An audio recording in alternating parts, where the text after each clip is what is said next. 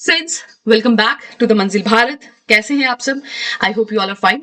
So today we will discuss some important MCQs on history.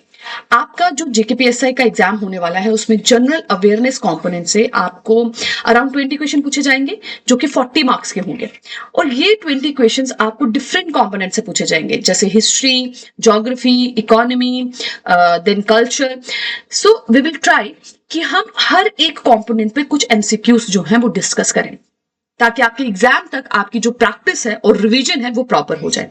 क्योंकि जब भी आप किसी एग्जाम की प्रिपरेशन करते हैं तो उसका जो सबसे इंपॉर्टेंट पोर्शन होता है that is practice of MCQs. ये बहुत ही इंपॉर्टेंट होता है आपकी प्रिपरेशन में.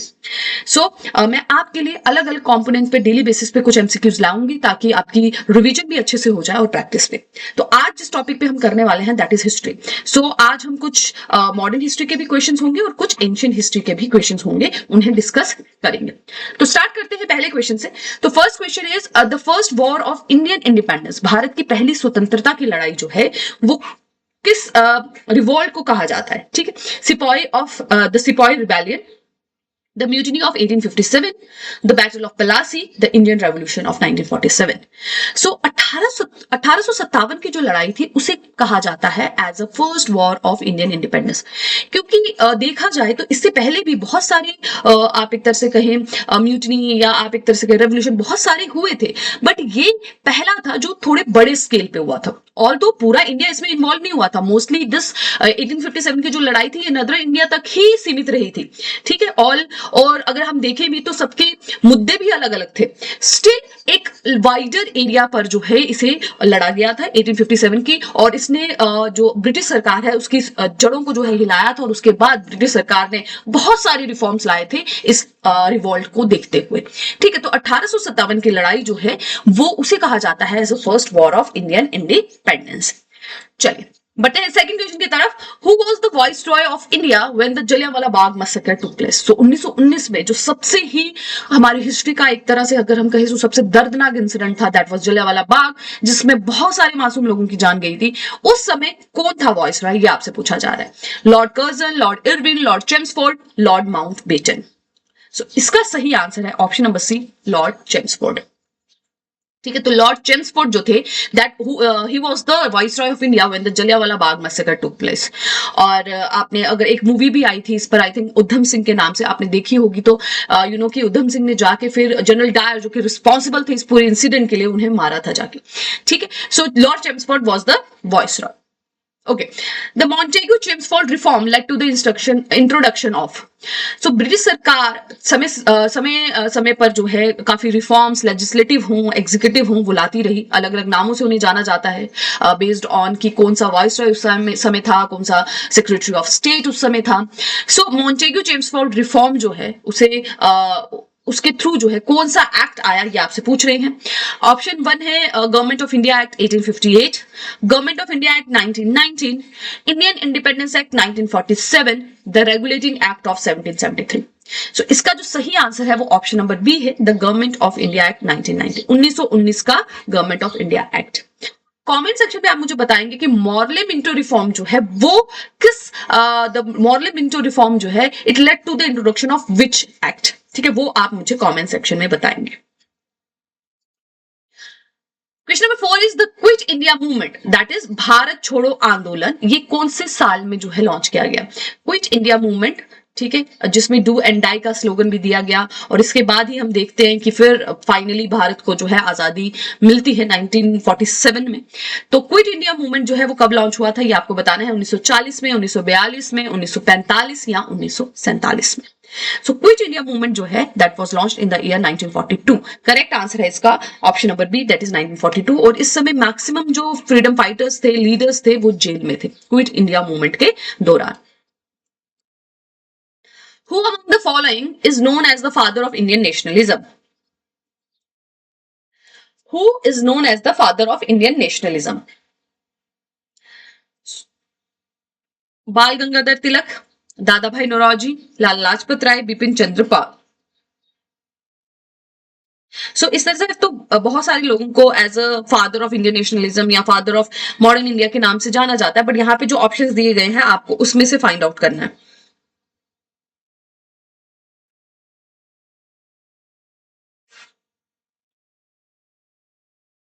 ओके, सो सही आंसर क्या है?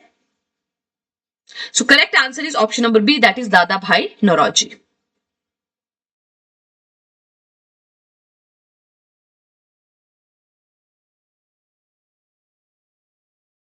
ठीक है, इन्हें फादर ऑफ इंडियन नेशनलिज्म या फादर ऑफ अर्ली नेशनलिज्म भी कह सकते हैं। दादा भाई नौरोजी जो थे वो मॉडरेट, जो आप एक तरह से कहें कांग्रेस से रिलेट करते थे।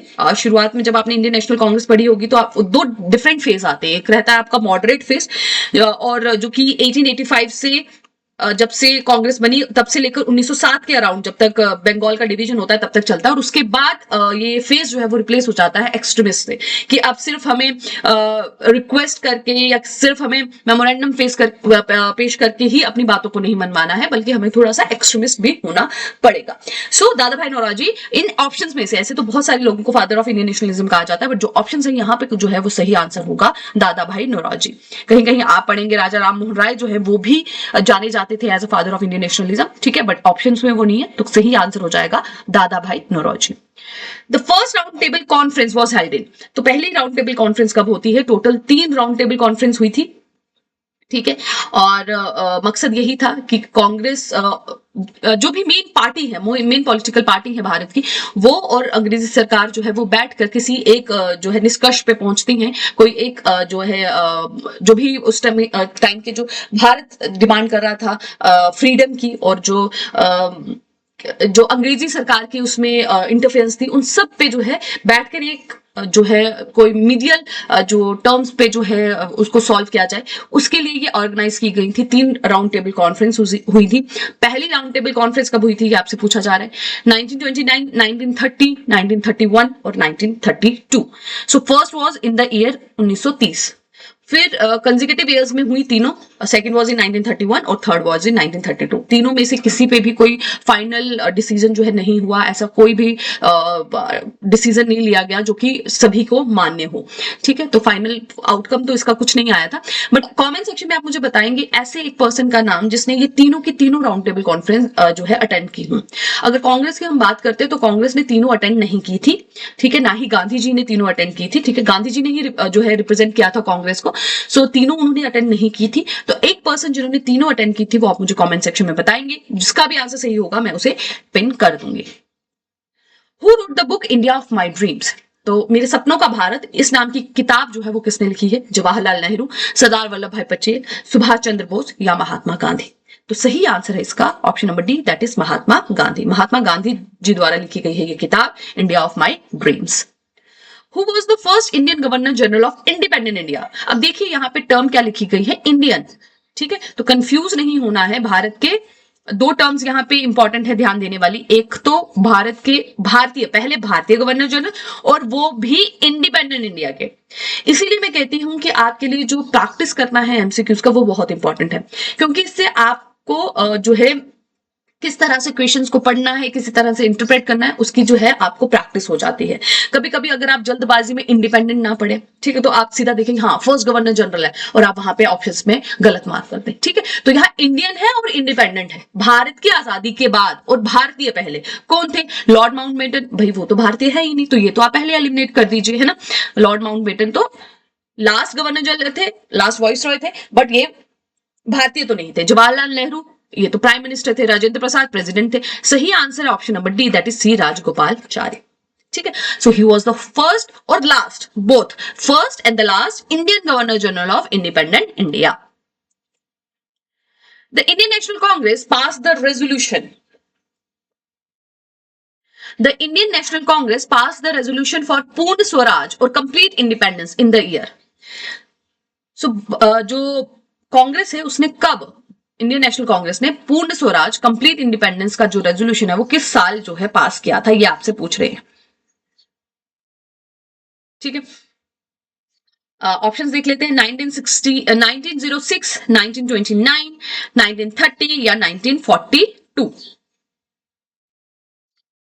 So, इसका जो सही आंसर है that is 1929, 1929।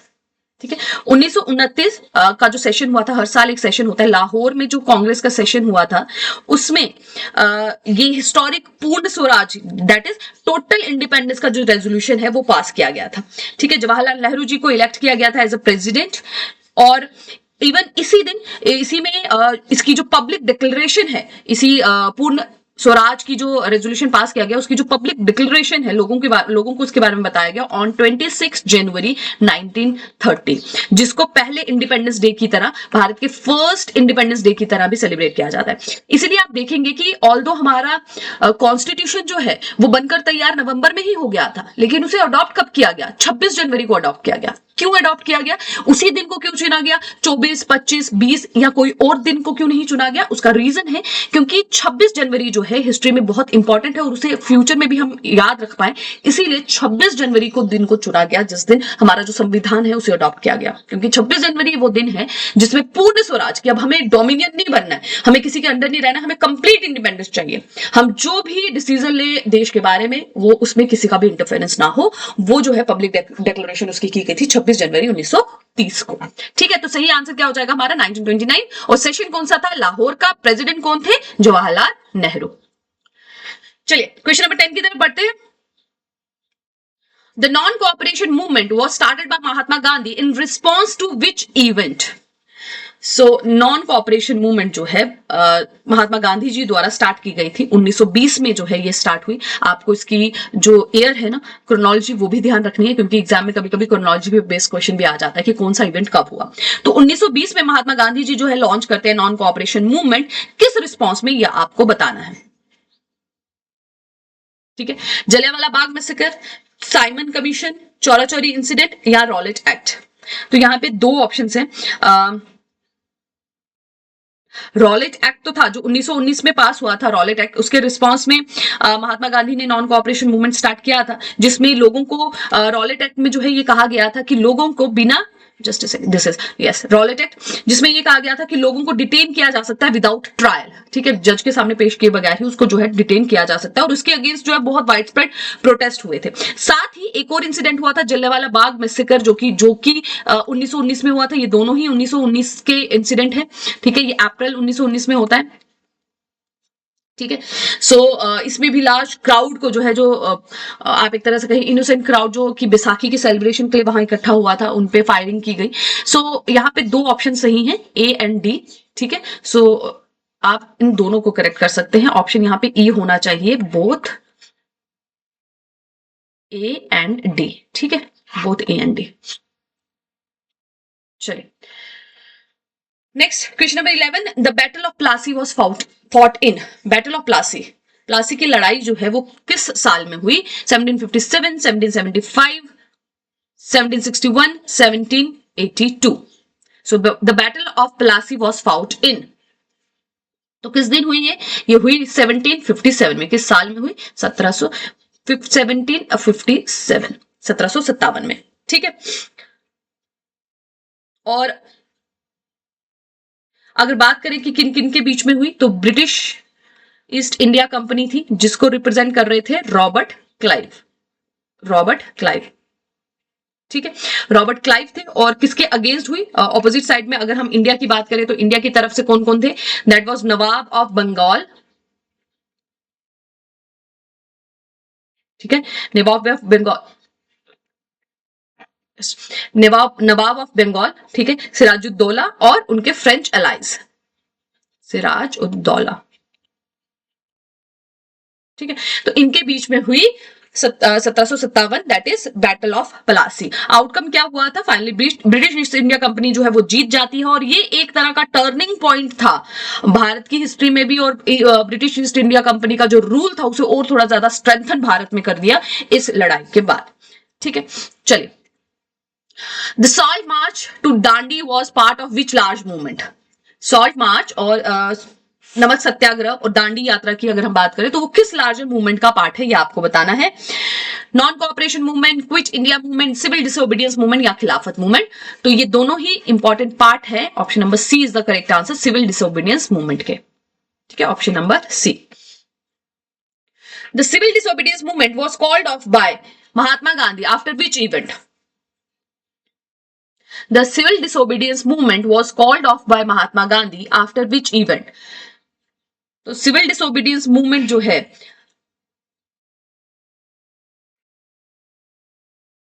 Civil disobedience movement जो भी हमने देखा कि दांडी यात्रा जिसमें साल्ट सत्याग्रह जो है जिसका पार्ट रहे हैं, उसे गांधी जी कब, जस्ट अ सेक, यहां पर अगर ऑप्शंस के हिसाब से हम देखें तो यहां पर नॉन कोऑपरेशन मूवमेंट होना चाहिए. यस, सिविल डिसोबीडियंस मूवमेंट नहीं, it should be non cooperation movement. ठीक है, नॉन कोऑपरेशन मूवमेंट जो गांधी जी ने स्टार्ट किया 1920 में. ठीक है, अभी हमने पढ़ा 1920 में स्टार्ट हुआ. किस मुद्दे पे हुआ था? रॉलेट एक्ट पे, और फिर जो जलियांवाला बाग मैसेकर हुआ था उसके अगेंस्ट उन्होंने नॉन कोऑपरेशन मूवमेंट को लॉन्च किया. लेकिन इसे बीच में ही जो है कॉल्ड ऑफ कर दिया गया. उसका रीजन आपको बताना है. जलियांवाला बाग मैसेकर, चोरा चोरी इंसिडेंट, सॉल्ट मार्च या क्विटिनिया मूवमेंट. तो ये क्यों हुआ था? दैट वाज बिकॉज ऑफ चोरा चोरी इंसिडेंट. ये एक गांव था जहां पर गांव वालों ने एक पुलिस स्टेशन को जला दिया था जिसमें कि पुलिस कर्मी जो थे प्रेजेंट थे और वो जिंदा वहां पे जल गए थे. तो महात्मा गांधी हमेशा वायलेंस के अगेंस्ट थे. तो जब ये इंसिडेंट हुआ तो उन्होंने नॉन कोऑपरेशन मूवमेंट को जो है कॉल्ड ऑफ कर दिया. ठीक है, चलिए नेक्स्ट है, the Simon commission was बायकॉटेड by the Indian National Congress because. Simon commission जो है, साइमन कमीशन जो 1927 में आती है भारत में, उसे भारतीय बायकॉट करते हैं, स्पेसिफिकली इंडियन नेशनल कांग्रेस उसे बायकॉट करती है. उसका रीजन क्या था? It did not include any Indian member. It was meant to bring reforms to Indian society. It propose to divide the country और it was against the idea of swaraj. So main reason था कि Simon commission में एक भी भारतीय नहीं था. ठीक है, एक भी भारतीय उस कमेटी में एक भी भारतीय नहीं था और दैट वाज द रीजन कि इंडियन नेशनल कांग्रेस इसे बायकॉट करती है. ठीक है, और इसे बिठाया गया था कि जो भी डायरकी वगैरह जो भी रिफॉर्म्स लाए गए हैं ब्रिटिश सरकार द्वारा, उसे चेक करने के लिए इसे बिठाया गया था कि डायरकी सिस्टम को चेक करें कि वो सही है कि नहीं है. बट भारतीय चाहते थे कि इसमें एक भारतीय मेंबर तो होना ही चाहिए. The famous ancient city of Takshashila. अब कुछ एंशियंट हिस्ट्री पे बेस्ड क्वेश्चन है, उसे डिस्कस करते हैं. तो जो फेमस एंशियंट सिटी है तक्षशिला, वो आज प्रेजेंट डे की अगर हम बात करें तो कहां लोकेटेड है? ठीक है, तक्षशिला जो बहुत फेमस यूनिवर्सिटी है भारत की, अगर हम हिस्ट्री देखें ना तो आज की यूनिवर्सिटी आप देखेंगे कि फॉरेन की बहुत वेल डेवलप्ड है, लेकिन बहुत पुराने समय में उससे भी अच्छी वेल डेवलप्ड यूनिवर्सिटी भारत में एग्जिस्ट करती थी. तक्षशिला को देख लीजिए, नालंदा को देख लीजिए. ठीक है, तो तक्षशिला जो है वो प्रेजेंट डे में कहां पे लोकेटेड है, ये आपको पूछ रहे हैं. पाकिस्तान, अफगानिस्तान, इंडिया या नेपाल? सो करेक्ट आंसर है इसका option number A, that is Pakistan. The first Buddhist council was held at. पहली बुद्धिस्ट काउंसिल कहां पर हुई, ये आपसे पूछ रहे हैं. राजगीर, पाटलिपुत्र, कश्मीर या वैशाली? सो पहली Buddhist council was held at Rajgir. Rajgir में हुई पहली बुद्धिस्ट काउंसिल. एंड राजगीर कहां है? That is in Bihar. Present day Bihar जो है भारत का स्टेट, वहां पर हुई थी पहली Buddhist council. It was held shortly after the Lord Buddhas death around 483 बीसीज में, उनकी डेथ के थोड़ी ही देर बाद. ठीक है, द महाजनापदास वर. महाजनपदास क्या थे? The famous kingdoms of Asian India, early Buddhist text, the tribal organisation of early India, the foreign invaders in ancient India. So correct answer इसका हो जाएगा ऑप्शन नंबर ए. महाजनापदास की जब हम बात करते हैं तो ये 16 फेमस किंगडम्स थे जो कि एंशियंट इंडिया में एग्जिस्ट करते थे.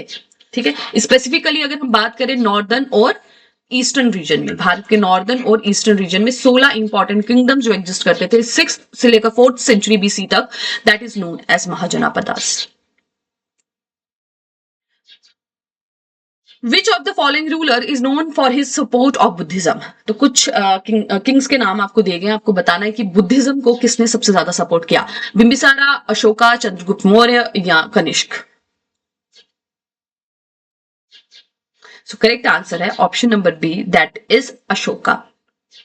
मौर्य डायनेस्टी के से ये बिलोंग करते थे. Ashoka, he belongs to the Mauryan dynasty. और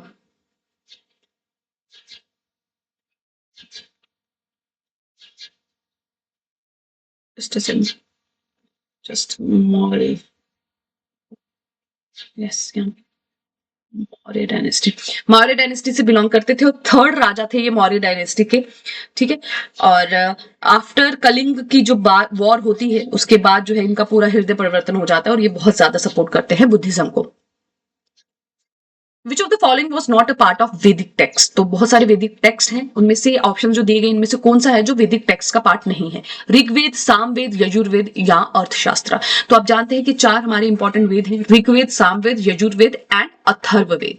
अर्थशास्त्र नहीं है। अर्थशास्त्र जो है वो आप एक तरह से कहें किस तरह से रूल्स और रेगुलेशन करना चाहिए, इकोनॉमी कैसी रहनी चाहिए, उस पर बेस्ड है। कौटिल्य द्वारा ये लिखी गई थी। तो Arthashastra is not belong to the Vedic text, तो सही आंसर हो जाएगा option number D. So last question of today's session is who was the first ruler to issue gold coins in India? तो भारत में पहले गोल्ड कॉइन सोने के सिक्के इशू करने वाला कौन सा राजा था? चंद्रगुप्त मौर्य, कनिष्क, विक्रमादित्य या समुद्रगुप्त? तो सही आंसर है इसका option number B, that is Kanishka.